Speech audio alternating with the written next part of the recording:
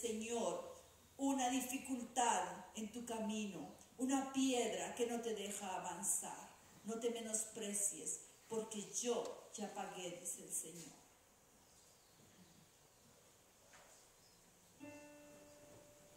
Estimados hermanos,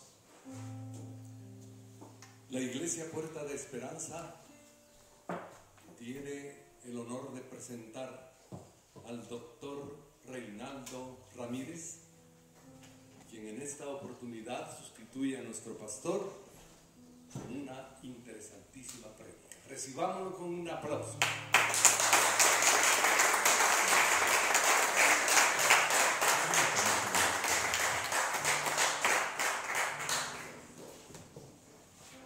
Bienvenidos, qué bueno verlos de nuevo en esta casa. Amén. Dios siempre ha hablado a su pueblo de diferentes formas. Y es el mismo, dice la escritura de ayer, de hoy y de siempre. Aunque no todos lo vean, aunque no todos lo escuchen, aunque no todos lo perciban, allí está. Allí está. Hoy voy a compartir con ustedes una presentación aquí que es realmente muy importante y tiene una razón de ser. ¿Por qué la casa? ¿Por qué la iglesia? ¿Por qué el pueblo busca la casa? Esta casa y la casa de Dios realmente tiene una razón de ser y es importante. ¿Por qué la gente tiene la necesidad de ir a la iglesia? ¿Por qué la gente busca en la casa? La iglesia, me refiero al templo. ¿Por qué la gente busca? ¿Por qué la gente quiere ir al templo? ¿Por qué? ¿Como parte de la agenda quizás de un domingo o porque hay algo más allí que la agenda de un domingo? En el Nuevo Testamento, en el tiempo de Jesús, en Israel, en Jerusalén, había un hombre que abría las puertas del templo para que la gente viniera. Eso pasaba a la cuarta vigilia de la noche, que eran las 3 de la mañana. A esa hora justo iniciaba la cuarta vigilia de la noche. Este hombre trabajaba en un templo. Este hombre abría las puertas a las 3 de la mañana y gritaba al pueblo que las puertas estaban abiertas para que el pueblo viniera a adorar y a orar a partir de esa hora. Así era en el tiempo de Jesús. ¿Por qué abrían a las 3 de la mañana? ¿Por qué la gente llega a las 3 de la mañana al templo? ¿Por qué van a la casa? ¿Por qué van a esa casa a esa hora? ¿Y saben por qué? Porque la casa, la asamblea, la iglesia reunida en el templo, en la casa, es un anticipo, es una prueba, es una muestra realmente del reino de Dios en este mundo. Dios se manifiesta en esta casa. Aunque no todos lo vean, aunque no todos lo sientan, quizás, aunque no todos lo perciban, quizás, pero se ve. Por eso, es una parte espiritual sobrenatural en este mundo. Por eso la importancia de la casa. Pero hay cosas escondidas o secretas dentro de esa casa que yo quiero, al menos en esta mañana, compartir con ustedes aquí. Y vamos a leer Proverbios capítulo 9. Y allí describe ciertos o determinados aspectos ocultos, espirituales, que sirven para nuestra propia vida y nos entrenan y nos preparan en este mundo por un periodo de tiempo determinado, porque no será para la eternidad, solo será por un periodo de tiempo nada más. Por eso esa es la razón. Y se describe realmente como 7 columnas sobre las cuales se levanta la casa de Dios.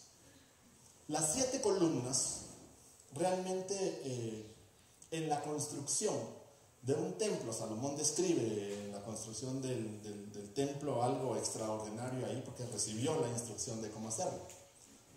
3 columnas están de un lado, 3 columnas están del otro lado, y otra columna más está justo aquí, digamos, ¿no? En la parte frente no hay columnas, porque esa permite la entrada al pueblo. 3 columnas de un lado, 3 columnas de otro lado, y una columna aquí, al fondo, digamos, ¿no? Esas son 7 columnas. Así se levanta una gran casa. Pero las columnas, obviamente, tienen su razón.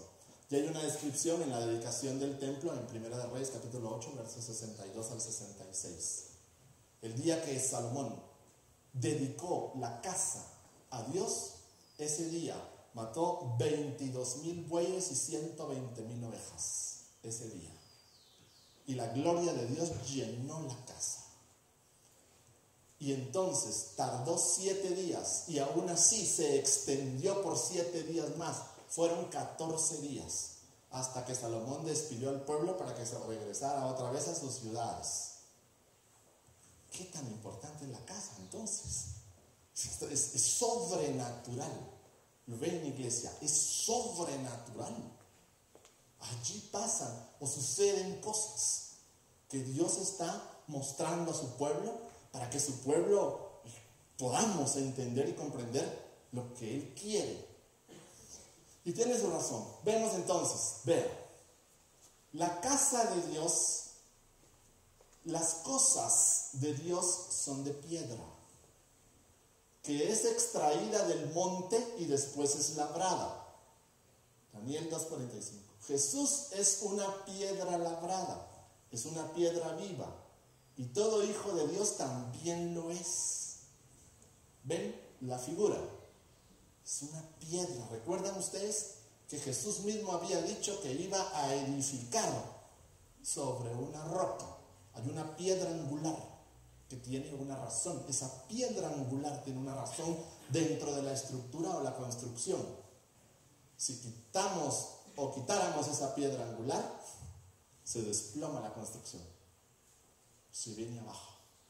Se desploma la construcción si quitamos la piedra angular. Pero todo lo que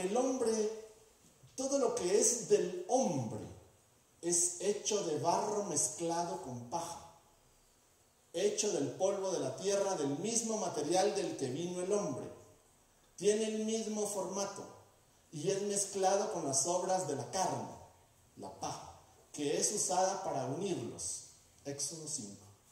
¿Ven? Se recuerdan que el pueblo estuvo más de 400 años esclavo en Egipto. Y ellos hacían esto, ¿recuerdan? Entonces, ese es un simbolismo realmente de una esclavitud. Los seres humanos, obviamente, podemos ser esclavos o podemos ser libres. Dios muestra y Dios ilustra de muchas formas a su pueblo, porque Él no quiere realmente que nosotros estemos construyendo o edificando con barro, sino realmente con roca, con piedra, porque allí están escritas las palabras. Por eso tiene su razón, entre otros aspectos más. Proverbios 9 dijimos: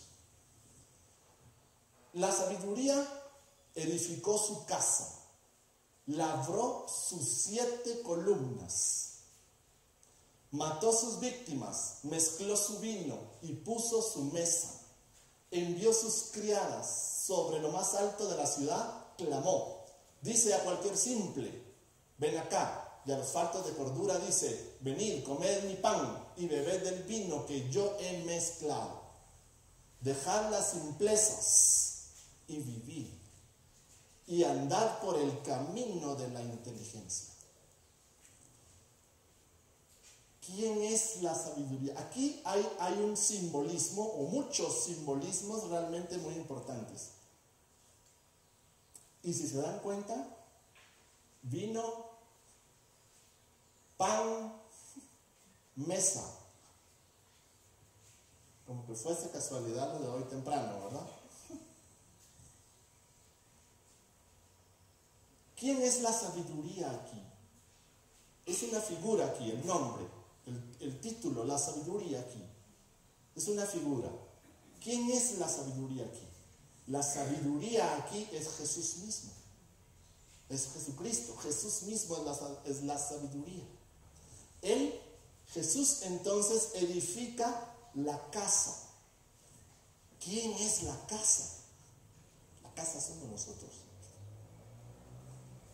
La casa somos nosotros. En el Nuevo Testamento, recuerdan, nosotros somos templo del Espíritu. En el Antiguo Testamento, la casa era el edificio.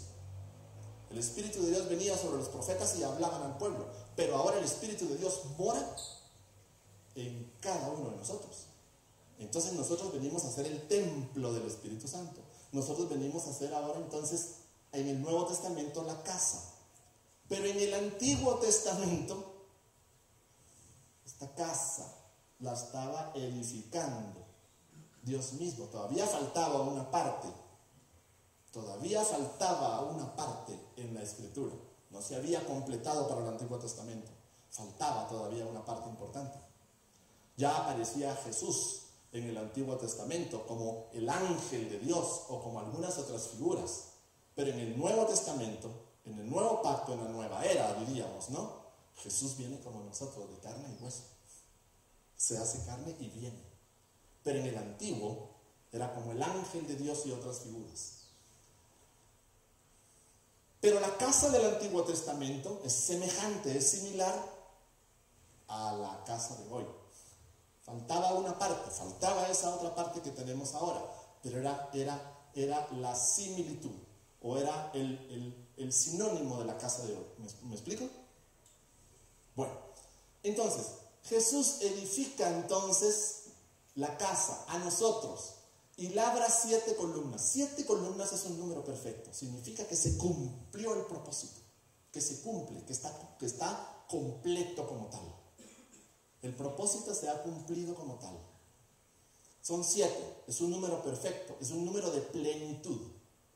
Es un número que llena absolutamente todo y no deja espacios. Está lleno, está completo.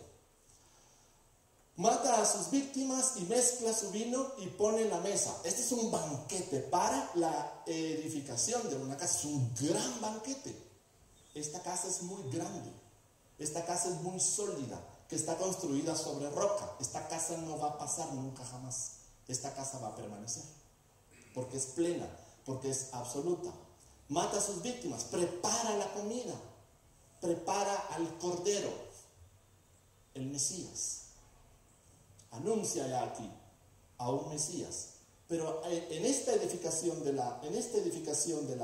la casa, labra, ya con sus 7 columnas, prepara esa gran comida y entonces mezcla el vino. El vino lo mezclaban con aceite o lo mezclaban con especias para hacerlo más exquisito el gusto, para que fuese aún mucho que mejor. No era un vino como tal, era un vino mezclado con aceite o con especias. Y lo pone en la mesa. Envía entonces a sus criadas. ¿Quiénes son las criadas?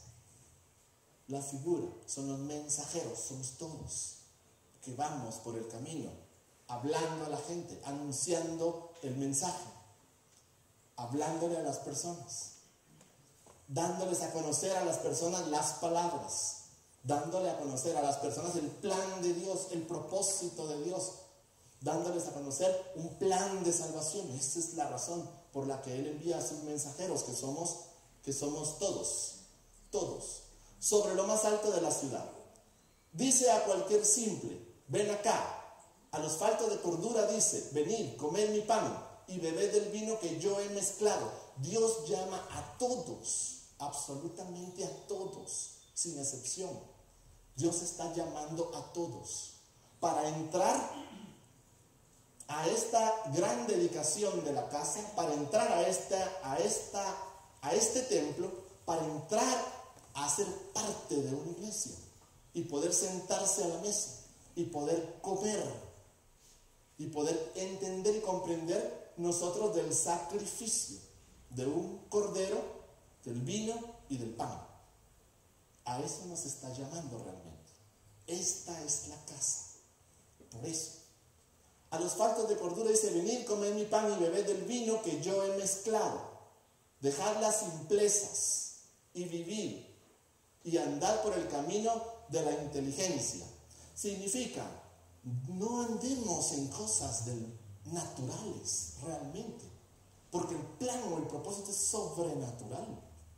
Miren iglesia, hay cosas naturales en la vida común que realmente roban la bendición. Realmente lo roban. ¿Se recuerdan? Hace 8 días dijimos, hay lugares en donde no debemos de estar. Hay lugares a donde no debemos de ir. Y hay personas con quien no debemos de estar. Porque roban la bendición. Porque son cosas naturales que de alguna forma hace que influya en nuestra vida espiritual. Eso no debe pasar en la iglesia. No debe pasar en la iglesia. Un texto, no en la escritura, un texto de aquellos estudiosos que escriben y a quien Dios de alguna forma los usa para ir mostrando, dice: evita, dice el texto del artículo, evita al que no tiene disposición de querer escuchar, dice el párrafo. Evita a aquel que no tiene disposición de querer escuchar, porque eso hará quizás, dice el escritor, que deje su insensatez. ¿Me explico? A veces la escritura también nos ilustra o nos dice cosas muy duras o muy fuertes, pero es para que nosotros entendamos y comprendamos la magnitud de lo que está diciendo, de lo que significan esas palabras. ¿Se recuerdan? Aquella mujer sirofenicia: Señor, mi hijo, no está bien darle el pan a los perros. Y que a alguien le digan así: sí, Señor, pero aún hasta los perros comen de las migajas que caen de la mesa de sus amos. Y entonces Jesús se voltea y dice: esta mujer se parece como aquel soldado, ¿verdad? No dice literalmente, estoy parafraseando la historia porque el mensaje es el mismo. Esta mujer es como aquel soldado romano que dijo: bueno, vamos a tu casa, vamos a sanar a tu siervo. No, yo no soy digno de que tú entres en mi casa, pero di las palabras y entonces serán hechas las cosas. Y dijo: bueno, no he visto tanta fe en Israel como la de este soldado romano. Lo mismo que la mujer sirofenicia, solo que este era un soldado romano y aquel era una mujer que tenía a su hijo enfermo. Y Dios le está hablando. ¿Ven? Hay muchísimas cosas, pero la Biblia enseña que la sabiduría edifica 7 columnas que representan diferentes facetas o fases o periodos de la sabiduría. Proverbios 9, Esther 2 y 4. Envió a sus doncellas para que ayudasen a la iglesia para presentarse para el encuentro con el Señor. Y llama a los simples y a los faltos de cordura. En el libro se encuentran varias palabras que se traducen como sabiduría. Entonces significa que en el texto no solamente existe una palabra que se traduce como sabiduría, hay otras palabras más que se pueden traducir como sabiduría. Y de ellas 7 representan a las columnas que se mencionan en el capítulo 9. Estas columnas forman parte de la multiforme sabiduría de Dios. Efesios 3:10. Por ello, debemos anhelarlas y debemos buscarlas. ¿Cuáles son entonces? La primera columna es el temor. El temor. El temor del Señor es el principio de la sabiduría y el conocimiento del Santísimo es la inteligencia. Proverbios 9:10. El principio, la primera cosa. Si no hubiese temor, entonces la iglesia caería en toda mala obra. Y si cae en mala obra, entonces no prospera. No porque una iglesia tenga 50,000 miembros, es mejor. No porque una iglesia tenga 20 miembros es peor. No tiene nada que ver el número en un momento determinado de personas dentro de él, sino la prosperidad y la riqueza que tiene la iglesia o la casa. Qué tan próspera o qué tan rica, o qué tan sabia o qué tan prudente, o qué tan entendida es la iglesia o la casa. ¿Me explico? ¿Qué tanto? ¿Qué tan poderosa es? ¿Qué tan fuerte es? ¿Qué tan grande es? No está en el número.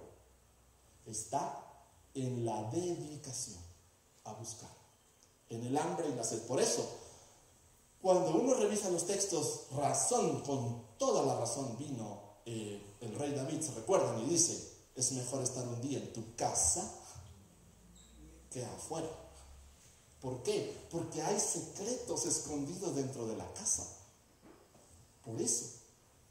Significa entonces entender, es sabiduría, es prosperar, es comprensión, es considerar, es instruir, es ser prudente, es ser hábil, es saber enseñar, es hacer o actuar, es circunspecto y por lo tanto inteligente y experto.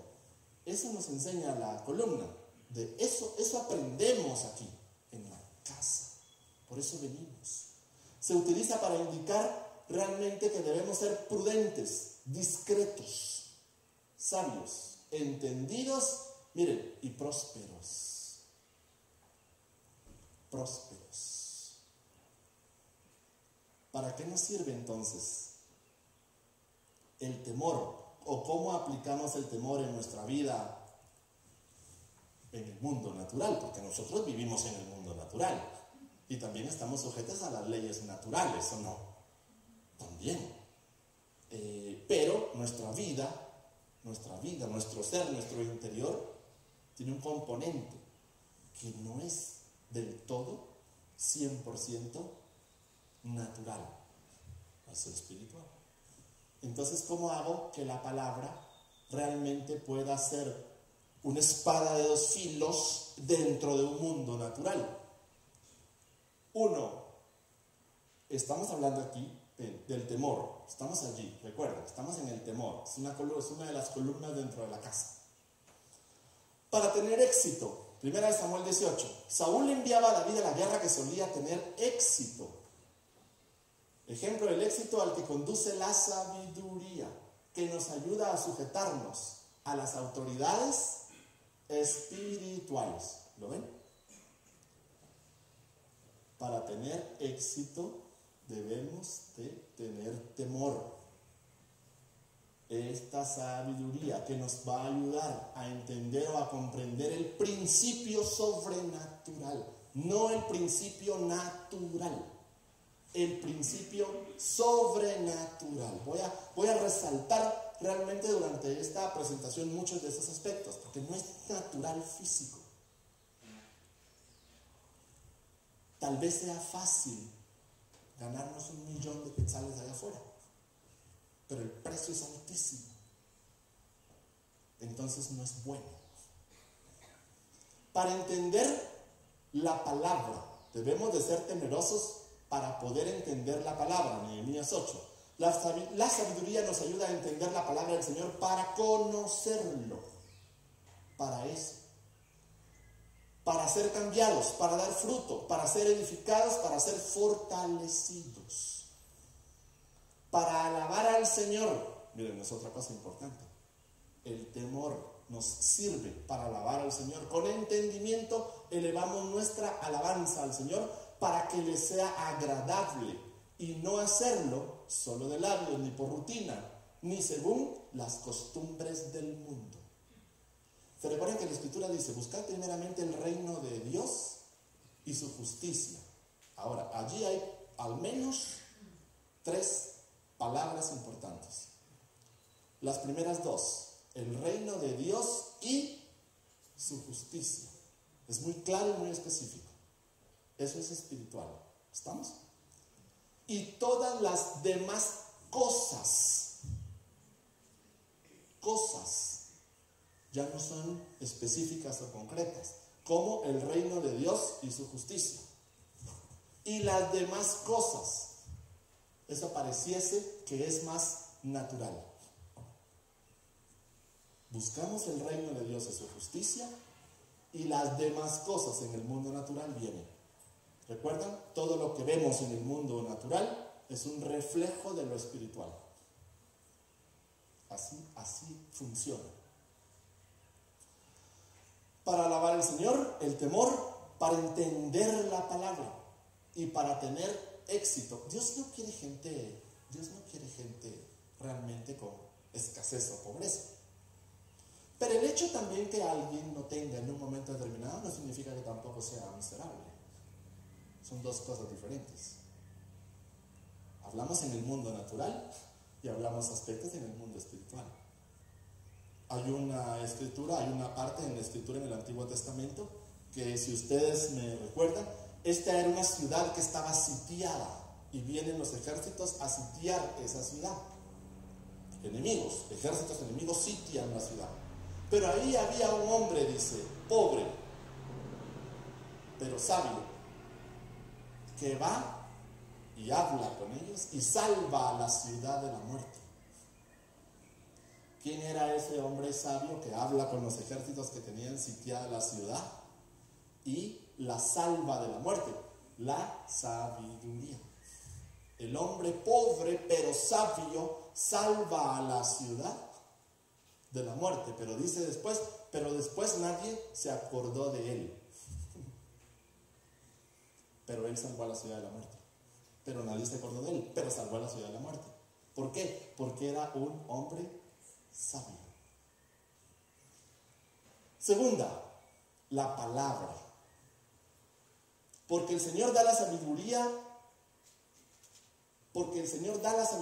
de su boca es que viene el conocimiento y el entendimiento. Eso significa que yo, aún sea brillante, no viene de mí la sabiduría, sino viene de quien la da. Él da la sabiduría y de él viene el conocimiento y el entendimiento. Si yo no tengo entendimiento, si yo no tengo conocimiento, es porque el Señor todavía no me lo ha dado.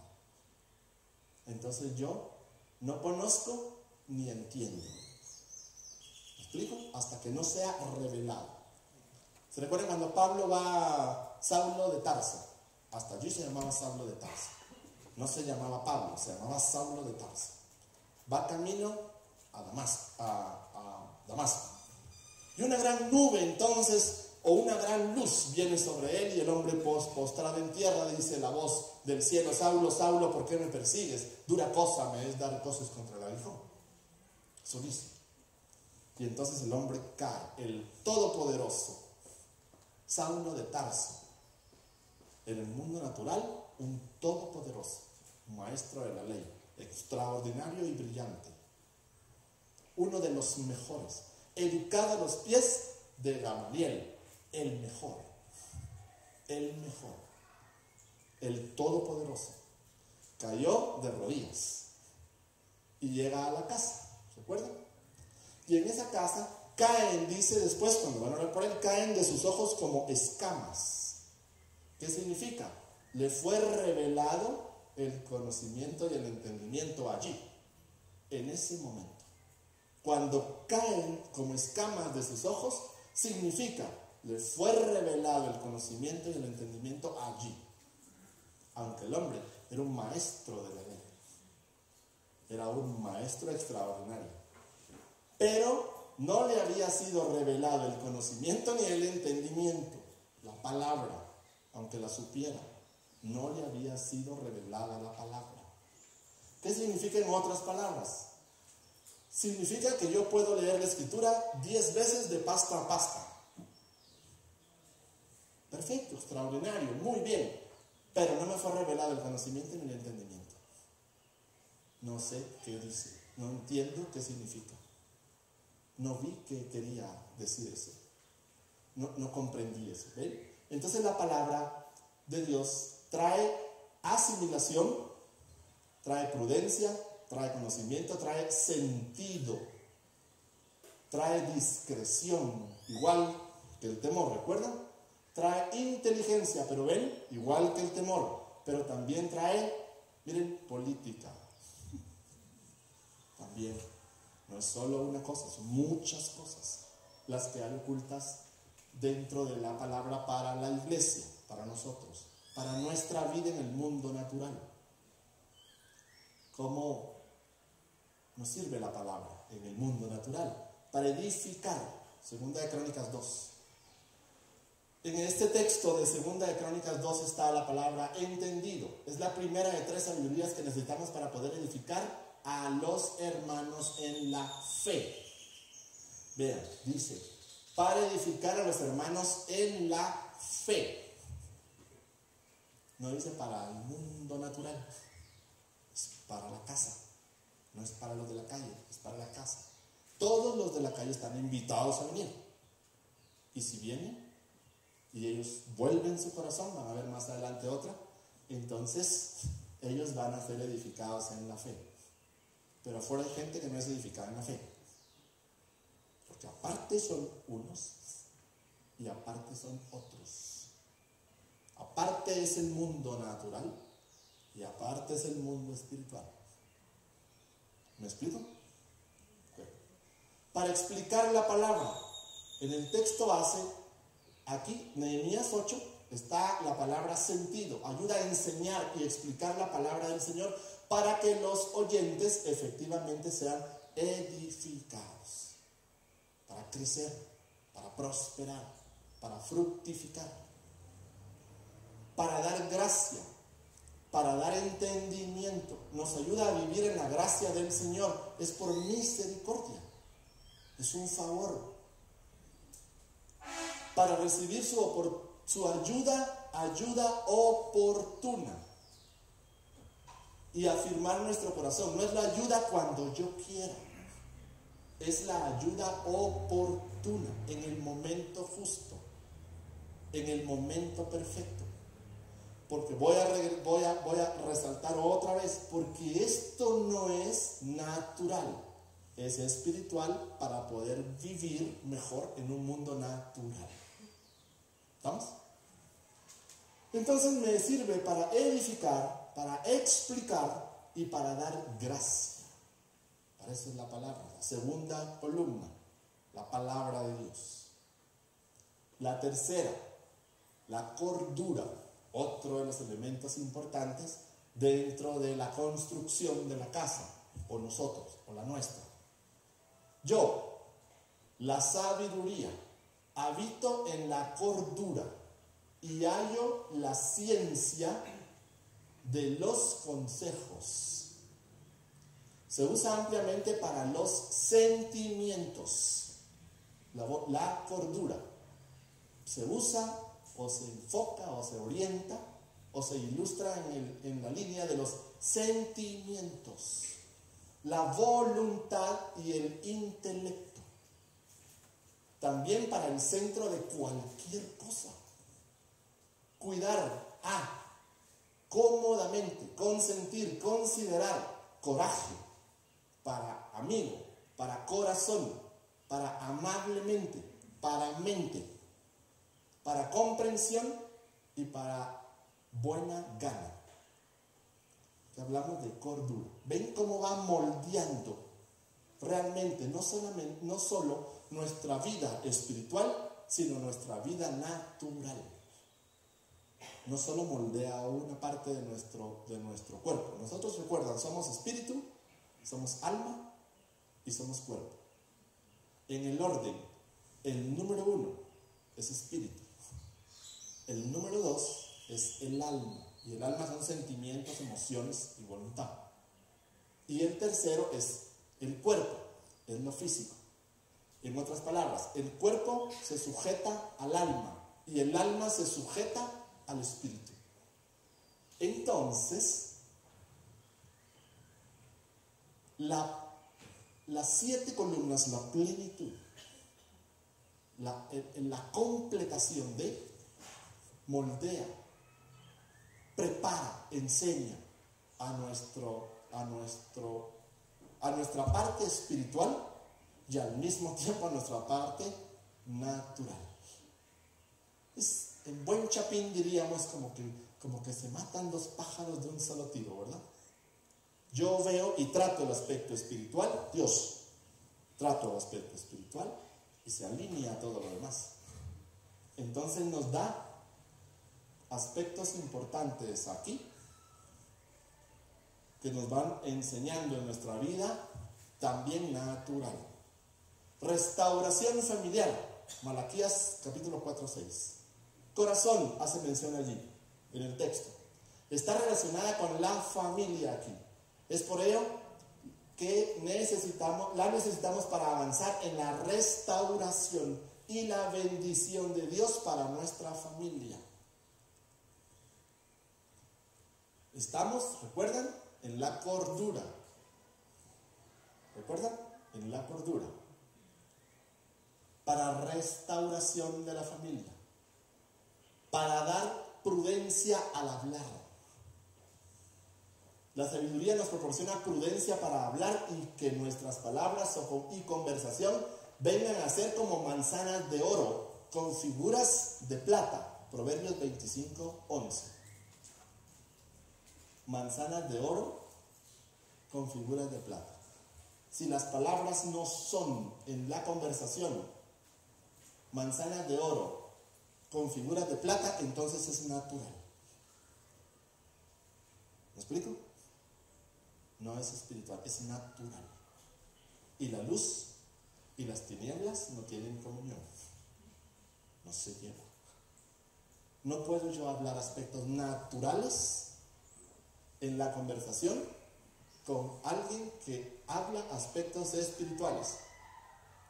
Ustedes hablan aspectos espirituales y yo respondo o converso con aspectos naturales. Eso no puede ser. Entonces significa que este aspecto todavía está allí moldeándose, está todavía allí tratándose. No es que sea malo, es parte de nuestro crecimiento, es parte de ese punto en el cual estamos en la casa para poder ser enseñados por la palabra de Dios, por Dios mismo en nuestras vidas. Para tener una fiesta continua. Este verso se relaciona con una fiesta continua a pesar de las adversidades materiales. ¿Hay adversidades materiales? Por supuesto que las hay.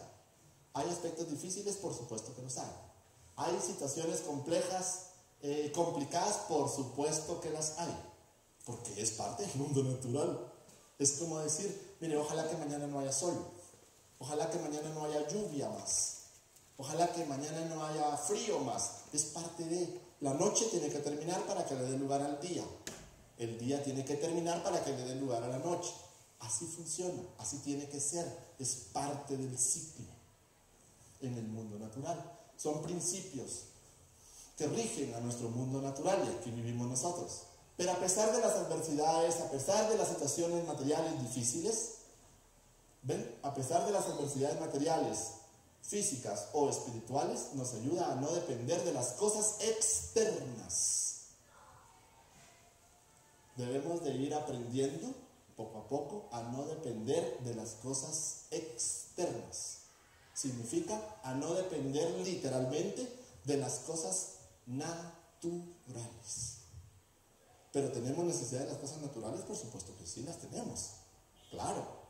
Y hacemos uso de las cosas naturales. ¿Es correcto? Pero no depender literalmente de eso. Porque existen muchos aspectos más importantes en la enseñanza espiritual que va a suplir las necesidades. ¿Recuerdan? Buscar primeramente el reino de Dios y su justicia y todo lo demás vendrá. ¿Qué significa? Que si buscamos el reino, las cosas naturales van viniendo en su momento oportuno, no cuando yo quiera, en el momento oportuno. Simple, por llamarlo de esa forma, porque estamos en una casa, en un entrenamiento espiritual. es lo normal, así pasa, así sucede. Y así debe ser, por eso estamos aquí, todos, por eso estamos aquí. Por eso son 7, la plenitud, llenos. La cuarta, el consejo. Miren lo importante el consejo. Conmigo está el consejo, está hablando de la sabiduría, ¿recuerdan? Y la sabiduría es, dijimos entonces, una figura que se llama Jesús. La palabra de Dios, Dios mismo. Está el consejo y el buen juicio, el razonamiento. Proverbios 8 significa habilidad, sabiamente, ingenio y experiencia. Ese es consejo. Esta sabiduría se caracteriza porque activa a las personas en las habilidades e ingenio para realizar estudios, trabajos, negocios e inventos que conllevan prosperidad espiritual y económica. Si nosotros adquirimos consejo, entonces nos va bien en aspecto de prosperidad, no solamente espiritual, sino también económica. Y si somos prósperos espiritualmente, entonces vamos a compartir en el aspecto económico con quien tiene la necesidad afuera o no. Porque para eso sirve. Entonces, nos da habilidades, nos da destrezas, nos lleva a poder realizar trabajos, negocios, inventos, estudios. Y nos dice, hey, estoy viendo cosas que no había visto antes. ¿Por qué? Esta parte en la escritura nos está abriendo el entendimiento, nos está mostrando cosas que no habíamos visto antes. Esta sabiduría nos ayuda a vencer a nuestros enemigos con las estrategias divinas. ¿Lo ven? No es, dice la escritura, no es con espada, sino es con su Santo Espíritu. Significa, es espiritual. Otra vez, no es natural con natural, es espiritual con natural. No es ojo por ojo, no es mano por mano, no es diente por diente, no es pie por pie. En la mitología griega, no la escritura, ¿se recuerdan? Está el dios Marte, aún ellos lo describían, en el mismo mundo idólatra. El dios Marte era el dios de la guerra y la diosa Venus, la diosa del amor. Y en la mitología, en la historia, dice que la diosa Venus venció a Marte con el amor. ¿Cómo venció a Marte? Con amor, el dios poderoso de la guerra en la mitología griega. Y hablamos de lo natural, hablamos de lo físico, hablamos de otras cosas. Si ellos, no siendo creyentes, si ellos, no siendo salvos, veían cosas que no entendían, ¿cuánto más nosotros, que la escritura nos está diciendo qué cosas hay allí? ¿Se recuerdan que aún en Grecia, aún dice, y construyamos, levantemos otra esfinge porque no sea que haya algún otro Dios que no conozcamos y que se nos hubiera olvidado por ahí? Aún ellos dicen, ¿y cuál otro? O sea, ¿ustedes creen que pudiera haber otro? Aún ellos hacían otras cosas más. Ayuda a vencer a nuestros enemigos con las estrategias divinas, así como David salía a la batalla con la instrucción del Señor. ¿Ven? Dios siempre da el consejo a su pueblo. Dios les decía, vayan a la guerra. Dios les decía, ahora no vayan a la guerra, esténse quietos. Dios les decía, peleen en la guerra. A veces decía, vayan, pero no peleen a la guerra. Gedeón, ¿se recuerdan? Sale con una cantidad de hombres. Y esta cantidad de hombres, en el camino, dice, ¿quiénes tienen miedo? Voy a parafrasear el texto. ¿Quiénes tienen miedo para ir a la guerra? Y levantan la mano 100. Regrésense para su casa. Y se regresan, ¿recuerdan? Va adelante para el camino. ¿Quiénes extrañan aquí a sus familias? Otros 100. Regrésense para su casa. Entonces llegan a un lugar donde había agua y Dios le dice, mira, Cuando veas que están tomando agua, uno con una espada en la mano y el otro con la otra mano toma el agua y ve para todos lados, ellos deben de seguir. Pero los que se tiren al agua porque tienen sed, porque vienen acalorados, regrésenlos. ¿Cuántos llegaron al frente de guerra? ¿Cuántos? Como 200, 300 hombres a ir a pelear contra 3000 y no pelearon. Eso fue lo extraordinario allí. Dios le dice a Josué: monta un ejército y vayan a la guerra. En el camino regrésense. ¿Con cuánto se quedó Josué al final? Con 300 soldados. 300 soldados van a pelear contra 3000 soldados. ¿Y qué hizo Dios? Confundió a los 3000 soldados, dentro de ellos se pelearon y se matan. Y se van. Entonces viene Josué con los 300 soldados y toma de las posesiones y las riquezas que habían dejado aquellos soldados y se regresan sin pelear y ricos. ¿Cuántos quieren que vayamos a pelear contra aquellos 3000? Y dentro de ellos se pelean y se matan y nosotros tomamos las riquezas y nos regresamos. ¿Se recuerdan qué hizo Dios con su pueblo cuando lo sacó de Egipto? ¿Qué hicieron los egipcios? Váyanse, tomen oro, dinero, telas, riquezas, tomen todo lo que quieran, pero váyanse. Así fue. Y los hizo ricos, salieron ricos después de más de 400 años de esclavitud. ¿Por qué? Siguen el consejo, por eso prosperan. El consejo para administrar con justicia. Primera de Reyes 3 nos ayuda a administrar con justicia en el hogar, en la iglesia, en el trabajo y en las demás áreas de nuestra vida. Administra, maneja de mejor forma. Edifica, el consejo. La segunda que necesitamos para edificar a nuestros hermanos en la fe, ya que sea con salmos, con la doctrina, con la revelación, con la interpretación y otros dones descritos en 1 Corintios 14, nos ayuda a ir edificando nuestras propias vidas. No es para el vecino, es para mí. Soy yo, no es el vecino. El vecino va caminando allí, está bien, pero yo veo lo mío, espiritualmente hablando, lo que Dios está hablando a mí, no a los aqueos, a mí. Para agradar al Padre, tener y amar esta sabiduría nos ayuda a agradar a nuestro Padre Celestial, como lo hizo Enoc. Agradó y fue arrebatado. También a agradar a nuestros padres, biológico y espiritual. ¿Ven?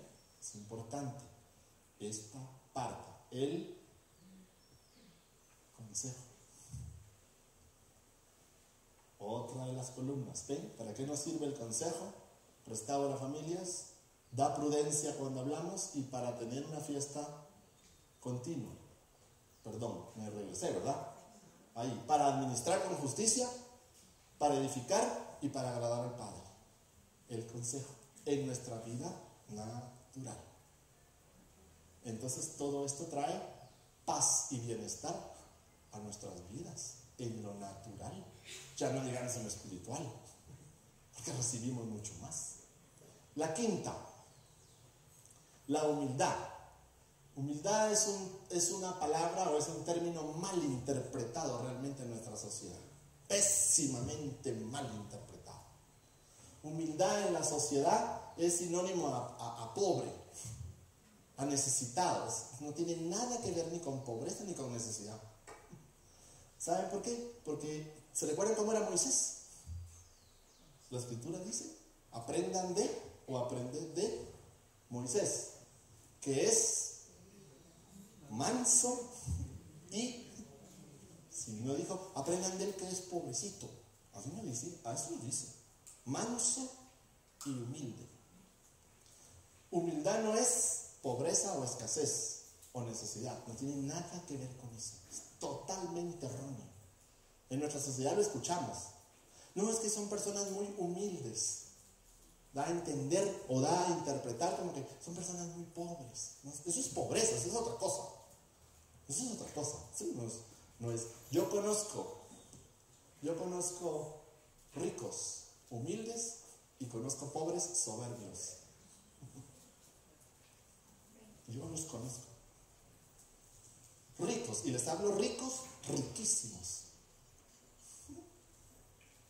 Aún dentro de la cañada, en un lugar cerrado, dentro de la misma cañada. Entran ustedes a la cañada y dentro hay otro lugar en donde se pasa otra garita para entrar a esas 4 o 5 casas nada más.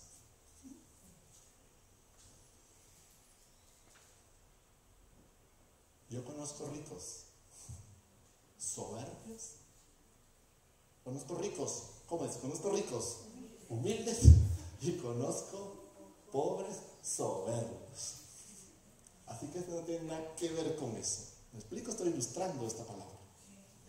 Cuando viene la soberbia, viene también la deshonra. Mas con los humildes está la sabiduría. Esa sabiduría también nos ayuda a no tropezar. Estamos hablando de la humildad. ¿Lo ven? Nos ayuda, es una sabiduría que nos ayuda a no tropezar. Dice Proverbios 3. Por tropezar, por hacer alianza con los moradores de la tierra, ni con la idolatría, ni quienes la promueven. La luz y las tinieblas no tienen parte. No puede funcionar así. Por eso se chocan. Por eso se enfrentan. Son cosas diferentes. Los cristianos que se aíslan o apartan de la comunión en la congregación se caracterizan porque se encolerizan, se enojan, se molestan y estallan en una disputa contra todo consejo o sabiduría. No estoy hablando de consejo de hombres, estoy hablando de consejo escrito aquí. Que yo no haya recibido hasta este momento la revelación del consejo, esa es otra lección de otro día. Pero el consejo está aquí, en esta palabra. En esta palabra. Entonces, esta palabra no es solamente para que yo vaya así. Eso no me sirve de nada. Eso no me sirve de nada. Esto es para leer y entender y comprender y edificar mi vida espiritual que va a influir en mi vida natural. Sexta, la salvación. El que confía en su propio corazón es necio, mas el que camina en sabiduría es librado. Esta sabiduría nos da el entendimiento y conocimiento secular, significa no religioso, y espiritual que necesitamos. Regreso otra vez, ¿recuerdan? No solamente estamos hablando de entendimiento y conocimiento espiritual, sino también natural. El contexto, en dónde estamos viviendo, en dónde estamos parados. Por eso, nos hace entender y comprender las cosas, ya sean naturales o espirituales, a través de la palabra, porque somos salvos. Por eso nos hace ser entendidos. Otra vez, recuerdan, como las que hemos visto antes, entendidos y tener conocimiento en lo natural y en lo espiritual. Por eso yo decía antes, recuerdan, lugares, circunstancias, personas, eventos o cualquier otra cosa en donde no debemos de estar, porque tenemos entendimiento y conocimiento de lo natural. Entonces sabemos diferenciar entre una cosa y otra cosa.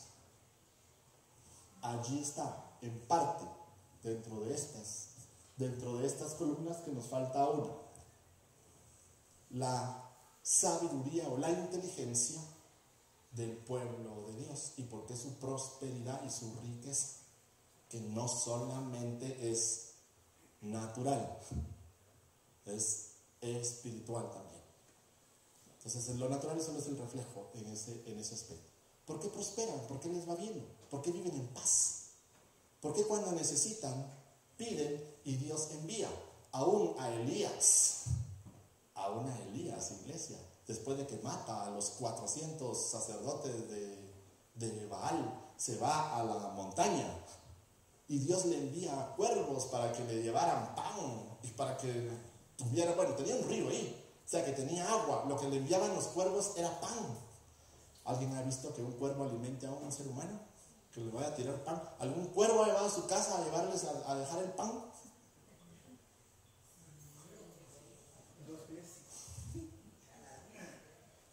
Pero Dios sí lo hizo. Dios sí lo hizo, porque Él puede hacer cualquier cosa.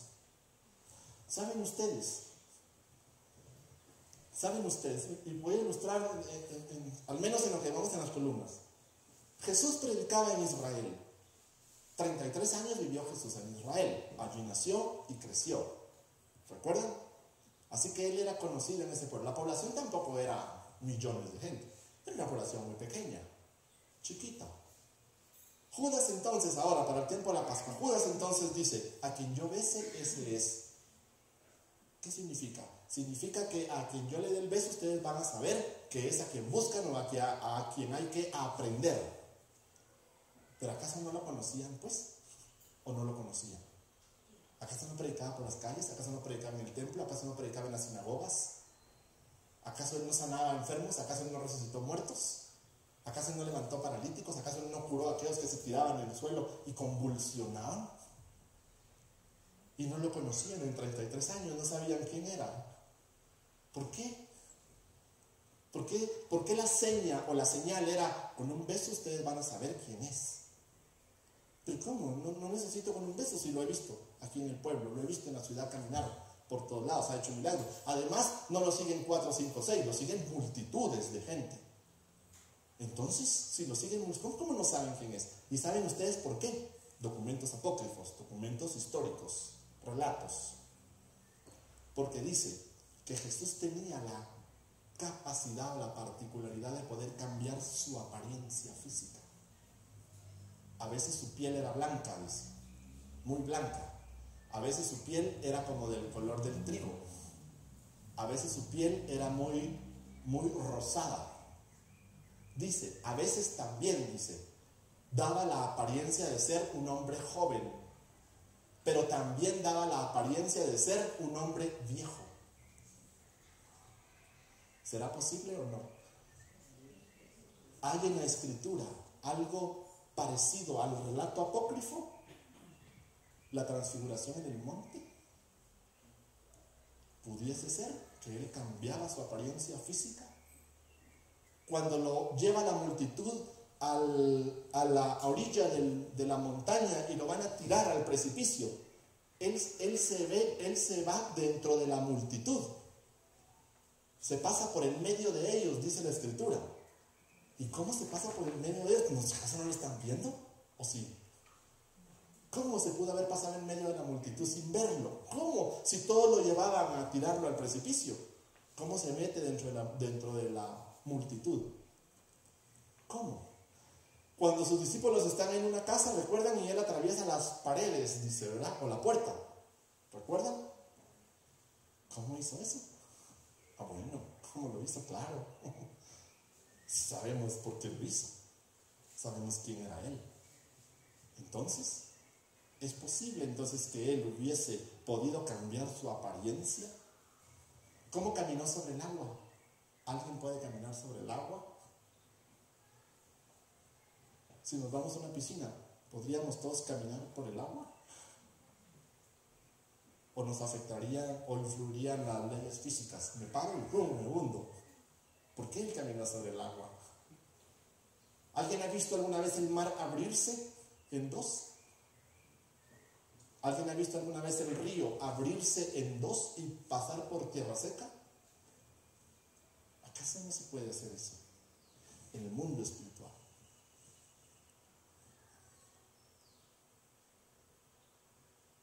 Entonces, la sexta, la salvación, para proclamar la palabra de Dios. Por eso somos salvos, Deuteronomio 4. Esa sabiduría nos da entendimiento necesario para anunciar la palabra de Dios a otras naciones.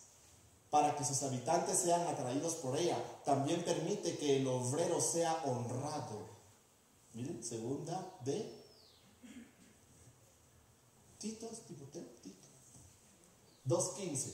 Para que el obrero sea honrado, reconocido, pues, ¿verdad? Reconocido, para edificar.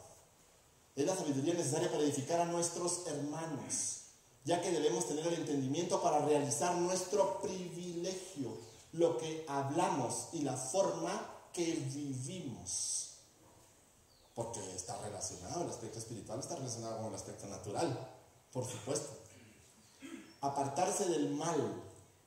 Job 28. El cristiano que tiene esta sabiduría se caracteriza porque se aparta del mal, es decir, de las situaciones que le pueden causar mal a su espíritu, a su alma y a su cuerpo.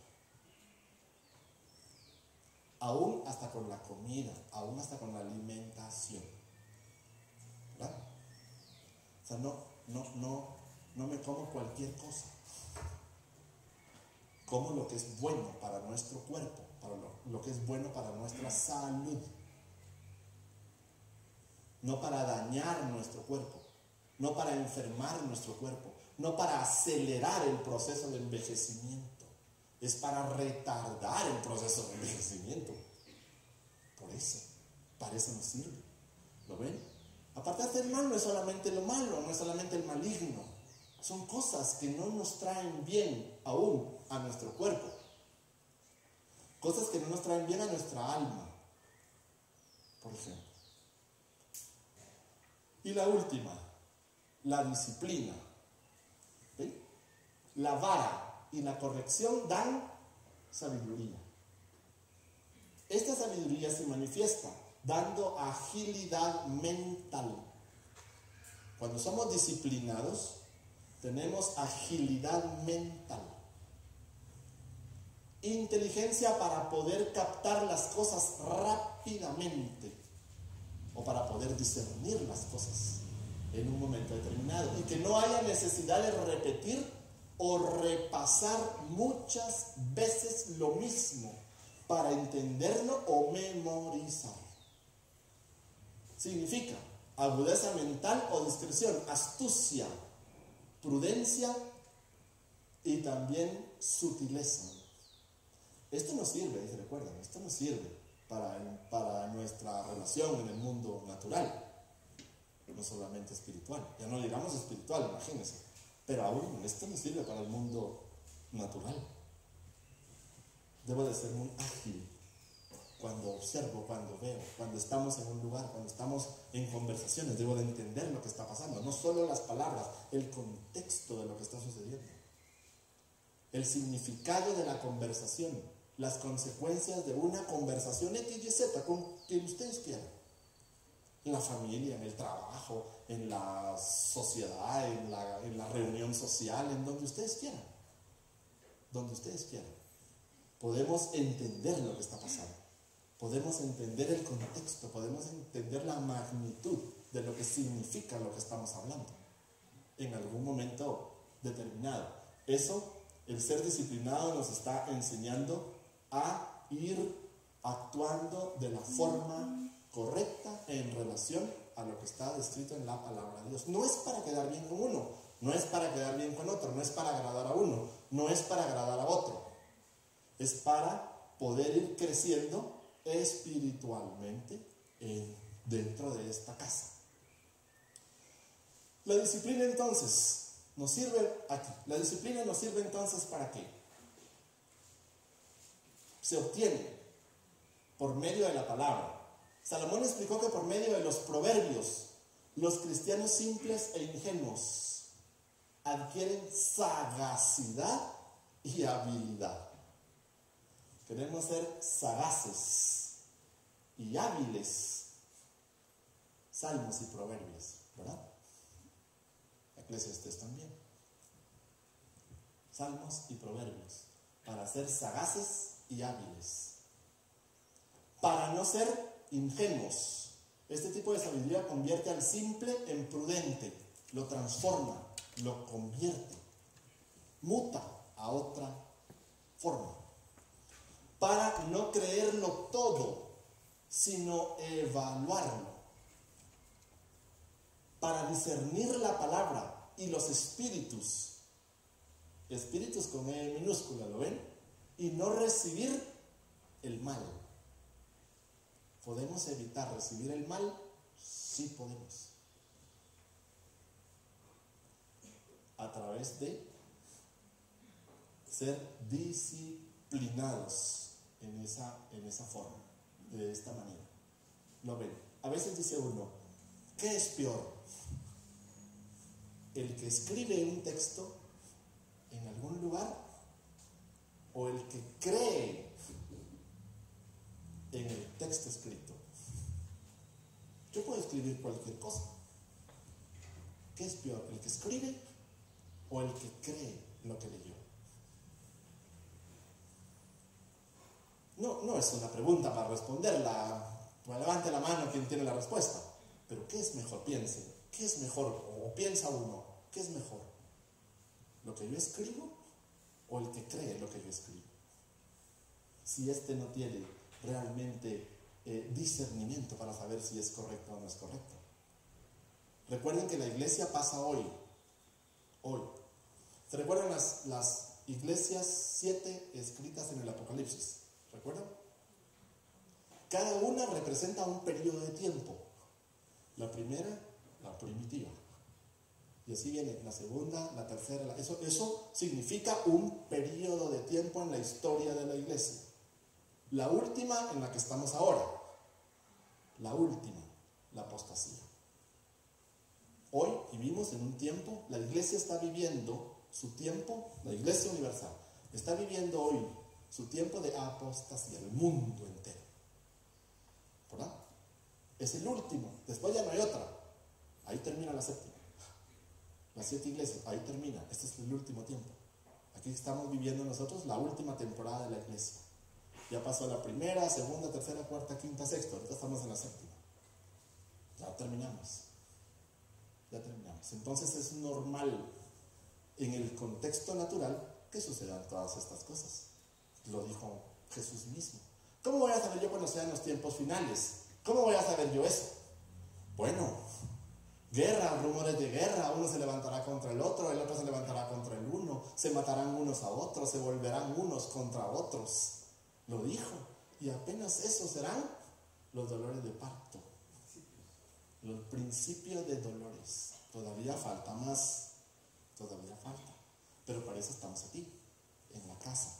Por eso venimos a la casa. Bueno, entonces, terminamos aquí. Ven, realmente, la casa puede ser física o nosotros mismos también. Está realmente construida o se levanta con 7 columnas que son importantes. Es lo que Dios está buscando para nosotros. Es lo que Dios quiere de nuestras vidas, realmente. No solamente el aspecto espiritual, iglesia como tal. Dios también se preocupa por el aspecto natural. Claro que lo hace. Pero si nosotros trabajamos en esas áreas de nuestras vidas, entonces alcanzamos la plenitud o la perfección. Conforme nuestra alma va moldeándose a la palabra de Dios. Y entonces las bendiciones vienen. Entonces las puertas se abren. Entonces a veces no hay necesidad ni de pedirlo. Tocan tu puerta y te llevan lo que quieres. No sé si les ha pasado. Pero sí. A veces uno no pide nada y tocan la puerta y te llevan. ¿Y por qué? No, venga, entre. Siéntese, comamos, vamos. Te voy a traer y te voy a ir a dejar. Vamos, venite, vamos. Pero yo no pedí. Sí, pero venga, siéntese. ¿Verdad? ¿O no? ¿Qué necesitan? ¿Tienen una necesidad? Sí. ¿Quién tiene una necesidad? Yo. ¿Cuál es tu necesidad? Que yo te la voy a suplir. Pues sí, de la nada, pero así sí, de la nada, así. ¿Por qué? Porque estamos trabajando en nuestra vida espiritual. Por eso. Entonces las demás cosas vienen por añadidura. Entonces, para concluir, ven la importancia de la casa, la importancia de que nosotros vengamos a la casa, la importancia de que la iglesia se reúna, la importancia de que la iglesia aprendamos juntos lo que la palabra dice, para que crezcamos. No es solo por venir, por eso decía David, por eso decía el rey, es mejor estar un día en tu casa que 100 fuera de ellos, 1000 fuera de ellos, porque me enseñó, me hizo entender, me hizo comprender, me hizo revelar cosas que yo no sabía. Entonces yo vi cosas que nunca jamás había visto. ¿Recuerdan? Lo mismo le dijo el profeta Jeremías. Te mostraré cosas grandes, secretas y ocultas, que ojo no ha visto y oído no ha oído.